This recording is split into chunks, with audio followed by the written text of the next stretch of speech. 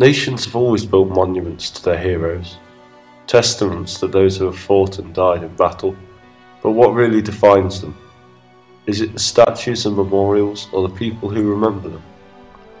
In this film we will see how people have been affected by war, and how those remembered were lost within it.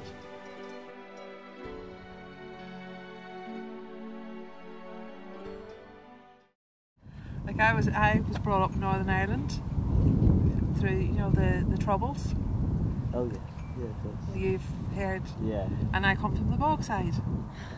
So I mean, and of course my husband was a British soldier serving in Northern Ireland. So I knew things that when there was the riots on, the no-go areas, the barricades were up.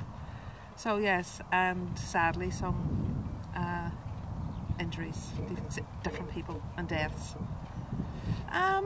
It was scary at times. Yes, it was scary because life was restricted. We were restricted. Of course, the patrols, RUC patrols, then the army patrols. Then when there was the barricades were up, where the Cregan and the Bogside. Well, the Cregan is about 2 miles from the town, so of course there was no buses. So you walked all the time. So the transport was off, hijacking, burnings, bombs. So yes, it was frightening, but then normal life did proceed. We lived a normal life. But then I was asked to leave. So I was taken out one night, and I got a train the next morning. I came to England, and that was 1971. Because they were waiting for me at a barricade to give me a new haircut. What were your feelings on a Bloody Sunday? I was devastated because two of them that died, I went to school with from infant school, which was Jackie Duddy and John Young, and I was totally devastated because I was in England. I had already left then, and it was terrible, awful. And then Jackie Duddy, who I went to school with, my sister then later on married his brother. So yes, it was a terrible sadness. But hopefully now it should be peaceful now, because it can't go back. We can't go back. We have to move forward, because things were just so bad. If you went into the town, there was what do you call them? You had to go through security. You know, like in the airports, when you go through the airports now. Yeah. Well, when we wanted to go into town, the town was all surrounded by security people. So to get into town, you were searched, your bag was searched, you were frisked, and that can't. We can't go back to that. Yeah. So we can't. So I think we should all realise, yeah, we can't have any more fighting. A number of years ago,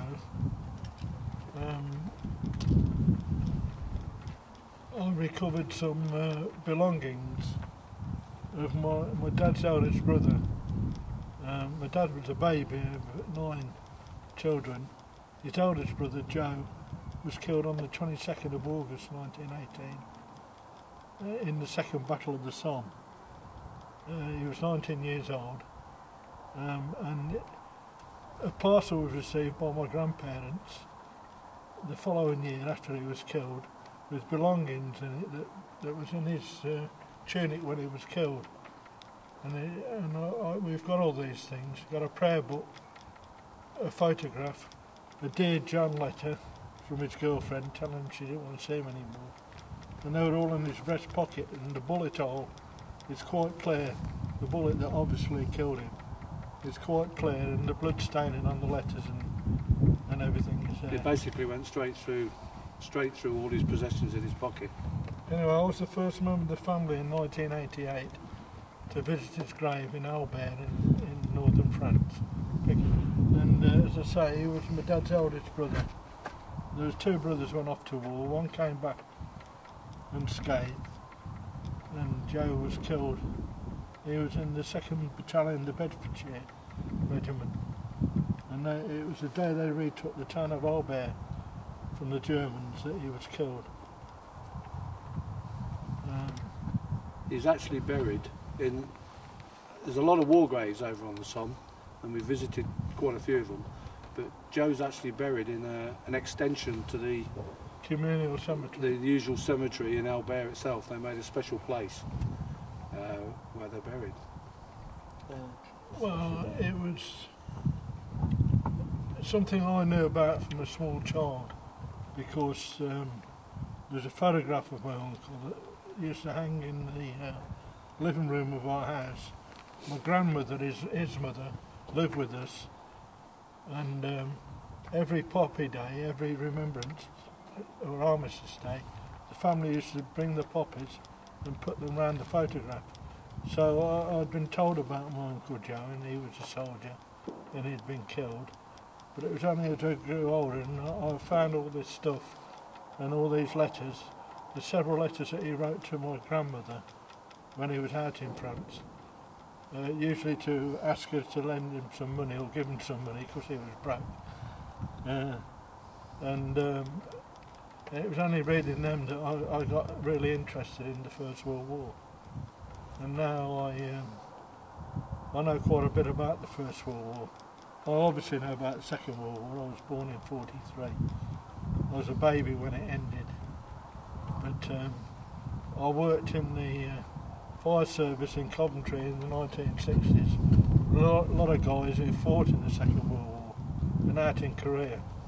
So I know a lot of ex-servicemen, and I've always been interested in military history. So it affected me in so much that it sharpened my interest in the whole subject, and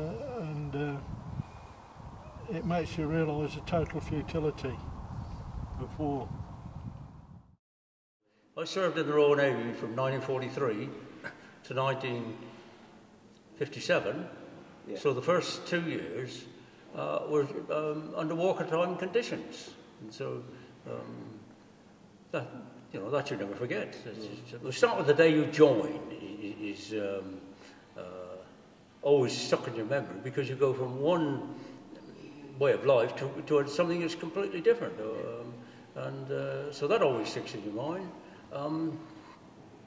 The day you join your first ship,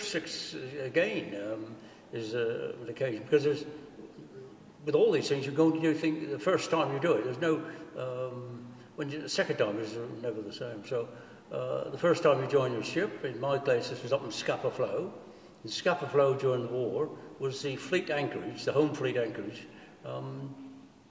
for all the Royal Naval ships, and it was from there we operated. The next date, I suppose, that comes to mind would be, can't remember. Well, I said that, but the actual date was end of January '45, when we carried out, I was serving on an aircraft carrier, and we carried out air raids on the Japanese-held islands of Sumatra, on the oil fields, which were, previous to the war, were held by Shell and Regional, and they supplied almost all the fuel to Japan. So Japan was very, very reliant on fuel, aviation fuel, fuel from vehicles, cooking, that sort of thing. So if you could damage, destroy, or stop their fuel supply, well, then you were going a long way to stopping them, because without fuel, you're grounded. And what would be the happiest time during the war for you? Well, all times, there's humour in everything, even in the blackest situation. There is humour. I suppose the happiest times is always coming home. You go away for a couple of years, and the happiest time when you come back. But life in general, I always found was pretty happy. If you don't make it happy, it's a pretty sort of unsettled, unsure, and the way of life. You're no good moaning about anything. Moaning never cured anything at all. So it was a good life. I liked it. But if you wanted to pinpoint the happiest, was when you get home. You've been away a couple of years. Wow, great.